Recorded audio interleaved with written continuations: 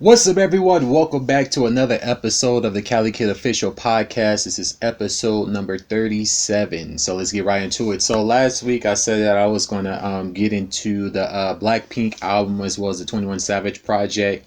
So first up, we're going to get into the Blackpink album. This is their debut album. They've released an EP in the past, but this is their first full-length album project. So yeah, as I was saying, this is their first full-length album project. It's 8 songs. It features appearances from Selena Gomez as well as Cardi B. I want to talk about a couple of standout lines from the project. So on the song Pretty Savage, Lisa says, "If you mad, stay mad. We are not alike." So this is basically, addressing the haters and the naysayers. They discussed this topic briefly throughout the project, as you will come to see. If you haven't already listened to it, I suggest you guys listen to the project. And then on the song Love to Hate Me, Rose Jenny say, "Kind of sad that you always been like that. See me making waves and you don't like that." So this right here speaks to someone hating on their success. They don't like that they've made strides in their career, and maybe this person is feeling insecure and they feel as though that they're being left behind, so they're being negative towards their success. But Rose and Jenny is saying, it's a shame that you feel that way because it shouldn't be like that. And those are some of the things that happens when you achieve some type of success. You're always going to have those type of people. But moving on, they also said well, Jizzo, Rosie, and Lisa on Love to Hate Me, they say, "Wake up, yeah, make up, maybe. I need you, nah. I've been good lately. Blowing up, working busy." So right now, they're basically saying that they've been so busy with work and stuff that they don't really have time for negativity and people that's not going to support them, in what they're doing, which I can feel that. And then further in the song, Jizzo, she says, "I'm gonna let you fade into the background, baby. All my shows are getting too loud. Keep on turning it up when you want me down." So basically, she's talking about, her success. Things are moving up for them. The person that she's talking to is kind of like iffy on that, and then they're not too much liking that. So she's saying, you can keep, hating and everything all you want, but I'm gonna keep doing me, keep making this money, keep being successful, and keep doing me. And it's up to you whether or not you're gonna support me or not, because in reality, I could care too less for that. So overall, as you can see, they address the haters a lot throughout on this project. And then we get to the song "You Never Know." This song, I would say, is like one of the most introspective, emotionally, and vocally charged songs on the entire project. And basically, they talk about, all the things people say in the media, and that in reality, they don't understand what it's like to be in their shoes, and that if they were in their shoes, they wouldn't be saying those type of things. So I wanted to break down some of the lyrics from that song. So it says, "On a day when I laughed hard, why is the night darker? It keeps bringing me down, down, down. The words that everyone said so easily. Maybe you can hear it soon. I've heard enough. I heard enough of the things that I'm not." So yeah, basically a bunch of people saying things that aren't true because they don't have an idea of what's actually going on. So they're just making assumptions. Down the chorus, Rose says, even if the whole world changes, I'm still the same. I dreamed of this path I walked as it was in. The first time I danced every day, I was left there." So basically, she's saying she foresaw this success and that she's going to continue on this path. And then on the chorus, Jenny and Jizzo, they say, "But you'll never know unless you walk in my shoes. You'll never know my tango string, because everybody sees what they want to see. It's easier to judge me than to believe. The old thoughts I hid deeply, sometimes grabbing me and tormenting me. The more I do, I'm a shine, baby. You know they ain't got a shot on me." So yeah, they're discussing the naysayers and whatnot and saying that it's easy to throw stones when you're not actually living this life and this lifestyle. So throughout this song, they basically talking about it, and I would say that this is their most introspective song on the entire project.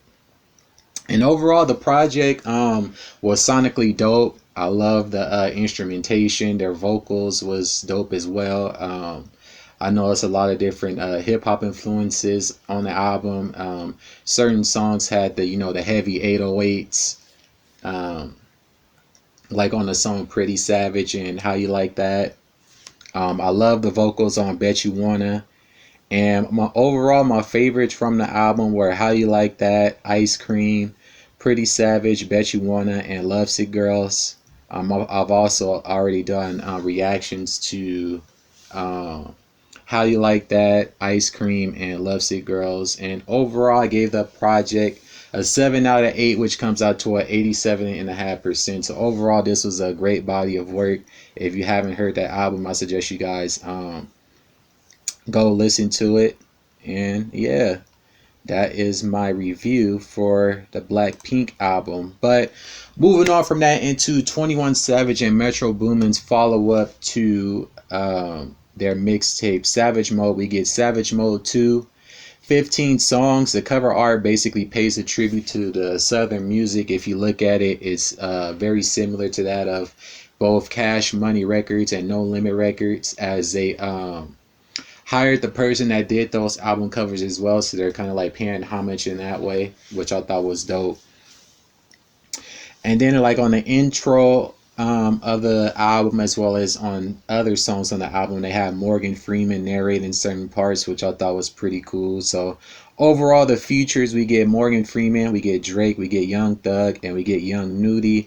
On the song Glock in My Lap, 21 says, "I can't smoke my ops because all my ops are dust." So basically he's saying everybody that he ain't had beef with, is no more. So that right there basically just says it all. Then we get into the song Mr. Right Now. This was probably like the most controversial of the songs because it had that Drake line about him dating SZA. But this song in particular, there's a lot of R&B references. Like they say, she want me to fuck her to Beyonce straight up, but I don't treat her like she my fiance. On God, make that thing sing like Sade, 1942. It ain't no Chardonnay. Slip and slide like a waterfall straight up. You need some TLC. We can creep if you want. So basically, right here, they making references to R&B legend Sade, as well as the R&B group TLC with their hit singles Waterfall and Creep. And then, of course, Beyonce as well. So I thought that was pretty cool. Then we get into the Drake reference. He says, says she want to fuck to some SZA. Wait, because I used to date SZA back in '08. If you cool with it, baby. She can still play while I jump inside that box and have a field day. I'm the slow stroke king. Hit me anytime, and my goal is to get you to the finish line. So this was like the most controversial part, and then SZA has basically come out and confirmed it. People was trying to say that he was some type of creep or whatever because of the alleged age that she was, but she said that she was over the age of 18 when they actually dated. So that basically cleared that up. Let's see, what else was they talking about on here? I think that was pretty much it on that record. Yeah. All right, so then we get into the song Stepping on Niggas. This one uses like an 80s, 90s West Coast type of style. Um, we get the old school scratching. And in the way 21 Savage is rapping on his record is very reminiscent of Eazy-E. If you listen to it, it kind of sounds like cruising down the street on my 6'4" in a bit, the way he's rapping. And then we get to RP Love. This is by far my favorite song on the entire album. And on this record, he's basically talking about losing friends and falling out of love due to, situations that happen. Like, I think possibly this song was talking about him and Amber Rose and how they were being unfaithful with one another. And he was saying that he may have cheated, but he didn't bring it home. And then at one point, um, he smelt the dude's cologne on her and stuff like that. Shit was crazy.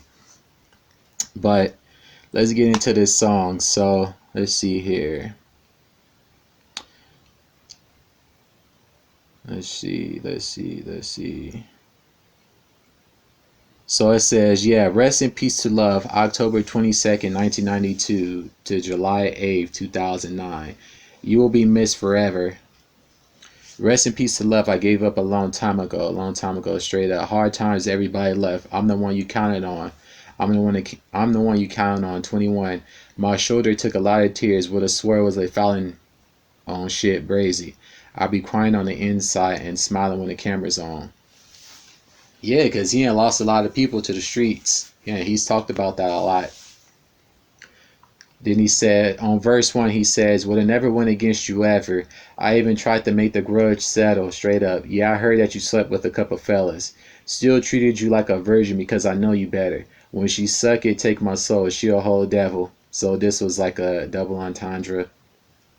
You know, you sell your soul to the devil, and he's equating that to, you know, her giving him head is like her taking his soul. Then he says, bought a wagon and I covered it with rose petals. She didn't think I was romantic because I'm so ghetto. So yeah, he's talking about Amber with this one. Because if you go back to the relationship, he was doing a lot of things that some might say isn't the aesthetic of a gangster. Like he was walking with her with the slut walk and all that stuff. But those are some of the concessions you make when you're in a relationship with someone that you love. Then he says, I got a Patek and a Birkin. It was fundamental. Then the situation took a U-turn. Foundation crumbled and the roof burned. So this is when they were having troubles within the relationship. I ain't perfect. I was sliding like an earthworm. So basically he's saying that he was cheating. But I never ever brought the dirt home. So right here, he's equating to an earthworm in the dirt. So him in the streets cheating. Then he says, man, we both played each other. You was worse though. Always blaming me because I did it first though. So he cheated on her first and then she retaliated. You started sleeping with your phone and your purse though. And you had that pussy nigga fragrance on your skirt, no. Oh, on your skirt, hoe, punk bitch. So yeah. He was saying, although I was cheating, I wasn't bringing it home and rubbing it in your face. That's basically what he's saying right here. Rest in peace to love, I gave up a long time ago. Hard times, everybody left. I had your back, you put a knife in mine, now I'm scarred. If you was finna lose your life, I would've gave you mine. I sit back and reminisce sometimes, just be thinking you know about the old days. I used to drink my syrup while you drank your wine, my old ways. So he used to drink a lean while she drink wine. Can't believe what we came to, you won't believe what the fame do. We ain't together, any problems, I still came through. So he's saying even though that they wasn't together, if anything was to pop up, he would be there. Then he says, heard he put his hands on you, that's what lames do. So basically he's saying that the guy that she's with now put his hands on her. So he's talking about AE. Got my first taste of love and I thank you. Savage never let another woman taint you. Falling victim to my feelings, something I can't do. Get revenge on every bitch, even if it ain't you. So yeah, she broke his heart. She basically broke his heart on that record, which is crazy. But overall, the project was dope. It was well worth the worth the wait. My favorites on this was Glock in My Lap, Mr. Right Now, Rich Nigga Shit, Mini Man, which was like an homage to 50 Cent.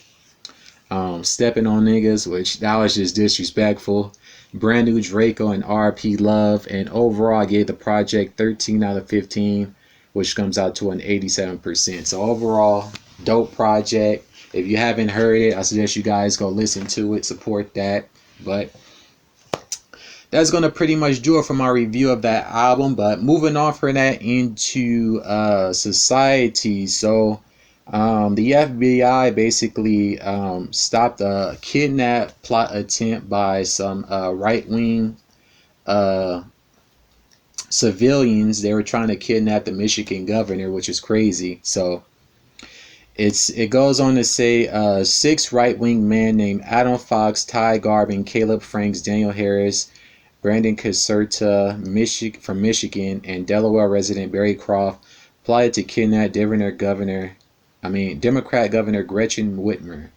The plot included plans to overthrow several state governments that the suspects felt violated the U.S. Constitution. And basically, since Trump has become president, these type of incidents have basically spiked up, and it's only going to get worse with this upcoming election. There's a lot of uncertainty with the country right now, so these are the type of things that then spike due to them seeing Trump as like their leader and whatnot. But these are the people that they arrested. So from left to right, these is all the people. It says, according to the sworn affidavit by the FBI, an undercover law enforcement source attended a June meeting in Dublin, Ohio, where a group of Michigan-based militia members discussed overthrowing state governments that they believe are violating the U.S. Constitution. A lot's been going on in Ohio, right? Because, they found those kids in Ohio as well. So the FBI have been in that state a lot due to these different incidents popping up. It goes on to say several members talked about murdering tyrants or taking a sitting governor, the charging document states. In one video, a suspect denounced the state's role in deciding when to reopen gyms during the coronavirus lockdown. The men met in a basement that was accessed by a trapdoor hidden under a rug, investigators say. Their phones were gathered and placed in another room to avoid secret recordings, but the undercover FBI source was wearing a separate recording device. So basically, there was some amateurs. 13 people were arrested by investigators. Let's see here. These six were named as, those are the people I was just talking about, was raided by authorities on Wednesday. The other 7 faced charges of terrorism and gang-related offenses in state court in connection with the alleged abduction plot. They are Paul Beller, Sean Fix, Eric Molitor, Michael Knoll, William Knoll, so those must be brothers or something, or father and son. Pete Musico and Joseph Morrison. The group wished to gather about 200 men to storm the Capitol building and take hostages, including the governor. They hope to enact their plan before the November presidential election. If that failed, they plan to attack the governor at her home. Yeah. This shit is crazy.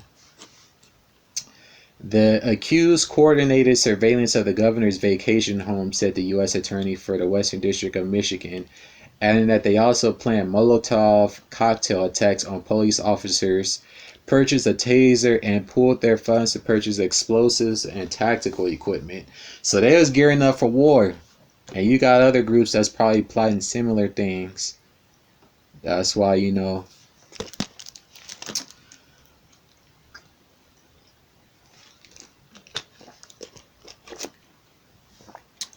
that this has happened, I'm pretty sure different government officials are going to have like security details on them now, because you had that judge that was attacked at her home, and then you got people trying to kidnap governors and stuff because they don't like the way that they're running things and whatnot. It says the accused held weapons in several states and at times attempted to create bombs. So yeah, that's domestic terrorism. Michigan Attorney General Dana Nessel said that separate to the kidnapping charges, 7 members of the Wolverine Watchmen militia will be charged by the state with gang affiliation and providing material support to terrorists. Ms. Nessel said that the arrested militia members hope to start a civil war. And then you had that guy on WorldStar talking about if Trump don't win, I'm going to start a civil war and stuff. So all this stuff is connected. Social media's Boogaloo problem. It's been reported that these men have links to a militia group called the Boogaloo Boys. This is a movement that has grown online. A lot of these groups do their recruiting online through social media. It's actually quite hard to describe the motives of the group. It's not right-wing in a traditional sense. Members of the movement are vehemently against law enforcement. Some have been arrested for killing police officers. So yeah, they own some shit. Broadly speaking, they are extremist libertarians. Think Timothy McVeigh, the Oklahoma City bomber with guns. The term boogaloo is usually a reference to a civil war. They have an entrenched hatred of big government. Confusingly, they are also often pro-Trump, though not exclusively, hence why their ire is often focused on state rather than federal government. But federal government will be bigger than state government. Social media took a long time to act. Facebook removed a number of boogaloo groups in June, including groups that these men were allegedly part of. Yeah, that shit is crazy. So basically, they equating her to Hitler because of the lockdowns. People are upset over the lockdowns. Well, this virus ain't going anywhere. People can say it's a hoax or more people die from the flu or whatever, but people are still getting sick and dying from it regardless. And until it's properly contained, states are going to proceed with caution. So, yeah, this whole shit is crazy. I'm pretty sure there's going to be more details um, in this case as, as he probably gets closer to, arraignment and then ultimately a trial. But this shit is crazy. This shit is crazy. But moving on from that, is looking like Tory Lanez is going to be facing charges for an alleged shooting with Meg. This dates back to the incident that occurred in July. So as of today, it says that he's being charged with assault with a semi-automatic firearm and carrying of an unregistered firearm. He faces up to 22 years and 8 months, and the arraignment is set for October 13th, which is next week, which I believe will be either Tuesday or Wednesday. And the feds are asking for a $1.1 million bail. So, as I was saying, everything is going to play out in court. So, once we get all the facts and stuff in court, then that's when we'll actually have some semblance of what actually happened, because the details have been hazy on both sides. Stories didn't change multiple times. So it's just one big clusterfuck, if you ask me. And the way that Tory's been speaking, he feels as though that he didn't do anything and that he's ultimately going to escape these charges. So, it is what it is. I've already said everything I had to say about this this incident in the past. So, that's pretty much all I got to say about that. So, moving on from that into sports. So tonight is looking like the Lakers are looking to close out Miami. They're going to be wearing their mama jerseys, because they want this. This season's pretty much dedicated to him, because as you know, Kobe, he lost his life in that tragic incident, and this is like, been their rallying cry. So I expect the Lakers to take care of business and them to take home another title. So that game is set to tip off tonight, I believe, at 6 p.m. Pacific Coast time, 9 p.m. Eastern time. So we'll just have to see what plays out on the next podcast.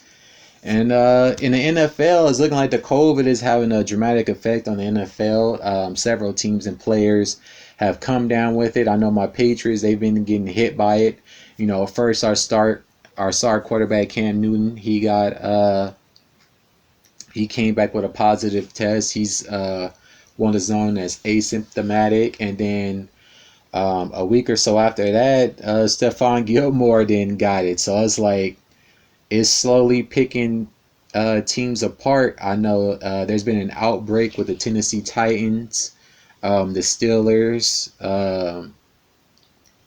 several different players, have gotten it, and it's like slowly popping up throughout the NFL. So this is kind of like I feel as though hopefully it doesn't end the season, but it's looking like it's slowly making its way around the NFL, which isn't good. And for what I've been reading, a lot of teams haven't been really following the protocols, particularly the Titans, and it's being discussed whether or not the Titans are going to be facing punishment for not strictly following the rules. Because earlier in the season, you had coaches not really wearing their masks and they were being fined and whatnot. So hopefully everybody that's been affected by this, they recover, and we'll just have to see what happens with that going forward. But moving on from that into boxing, we got a couple of great fights coming up with Gervonta Davis is going to be facing Leo Santa Cruz October 31st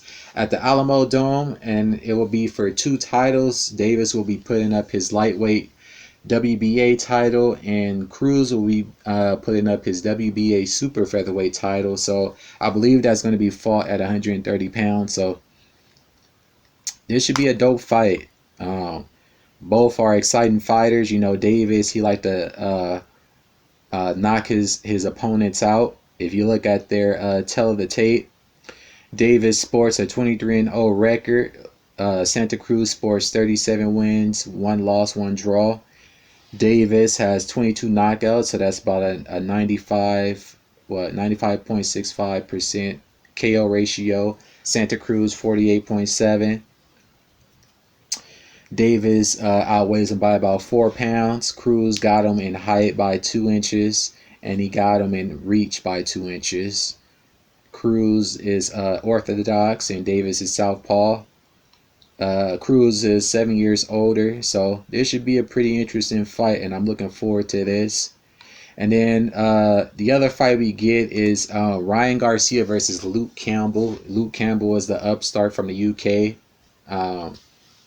So they're going to be fighting for the interim lightweight title, and I'm guessing the winner from this fight will face Devin Haney for his belt. So yeah, let's see here. Let's see. Yeah, it says, more important, Campbell remains determined to finally add a world championship as a pro, and the winner of the December 5th fight will be within reach of current WBC title holder Devin Haney. So that's what I'm guessing this is. The winner of this will face Devin Haney. So there's a lot on the line with this. I know a lot of people have been wanting to see Garcia and Haney fight. So this should be interesting as well. I believe I've seen Luke Campbell fight before. To me, he kind of seems a little bit stiff. So I think with Garcia's speed and youth, I think he has an edge in this. But, Luke, he got the experience as well. So this should be a pretty interesting fight, to say the least. But moving on from that into television, so we see the return of 2 shows. Supernatural just returned on Thursday. This is the final season, as you know, that they're facing off against Chuck, aka God or whatever. So we'll have to see how they decide to end the series. And then we get the return date for the ABC series For Life is set to return November 18th. This is a show about the guy that became a lawyer and was unfairly charged for crimes related to drug dealing and whatnot that he didn't actually do. So we get the return of that, so that should be interesting as well. But that's going to pretty much do it for this week's podcast. I appreciate you all for tuning in. If you're listening on Anchor, Spotify, and everywhere else, I appreciate you all for listening. If you're watching on YouTube, I appreciate you as well. Make sure you leave a like and a comment below. And until the next one, peace.